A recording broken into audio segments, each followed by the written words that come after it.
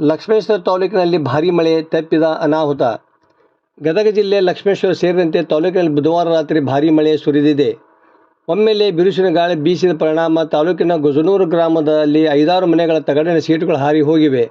ಅಲ್ಲದೆ ಅದೇ ಗ್ರಾಮದ ನಿರ್ಮಲಾ ಬಸನಗೌಡ ಬಾಗವಾಡ ಅವರ ಮನೆ ಸೀಟ್ ಹಾರಿ ಅವರ ಮೇಲೆ ಬಿದ್ದ ಪರಿಣಾಮ ತೀವ್ರವಾಗಿ ಗಾಯಗೊಂಡಿದ್ದು ಅವರಿಗೆ ಲಕ್ಷ್ಮೇಶ್ವರ ಸರ್ಕಾರಿ ಆಸ್ಪತ್ರೆಯಲ್ಲಿ ಚಿಕಿತ್ಸೆ ನೀಡಲಾಗುತ್ತಿದೆ.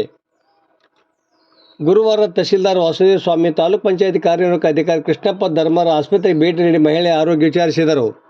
ಅಲ್ಲದೆ ಗ್ರಾಮದ ರಮೇಶ್ ದಣದ ಮನೆಯವರ ಮನೆ ಹತ್ತಿರ ರಸ್ತೆ ಪಕ್ಕ ಇದ್ದ ದೊಡ್ಡ ಮರ ಜೋರು ಗಾಳಿಗೆ ಮುರಿದು ಬಿದ್ದಿದ್ದರಿಂದ ಕೆಲ ಹೊತ್ತು ರಸ್ತೆ ಸಂಚಾರ ಬಂದ್ ಆಗಿತ್ತು. ಇನ್ನು ಭಾರೀ ಮಳೆಗೆ ಗ್ರಾಮದ ಹಳ್ಳಗಳು ತುಂಬಿ ಹರಿದವು. ಮಳೆ ಬರುತ್ತಿರುವ ಸಮಯದಲ್ಲಿ ರಸ್ತೆಯಲ್ಲಿ ಹೋಗುತ್ತಿದ್ದ ಬೈಕ್ ಸವಾರರು ಗಾಳಿ ಹೊಡೆತಕ್ಕೆ ಸಿಕ್ಕು ಬೈಕ್ ಸಮೇತ ಬಿದ್ದು ಗಾಯಗೊಂಡರು.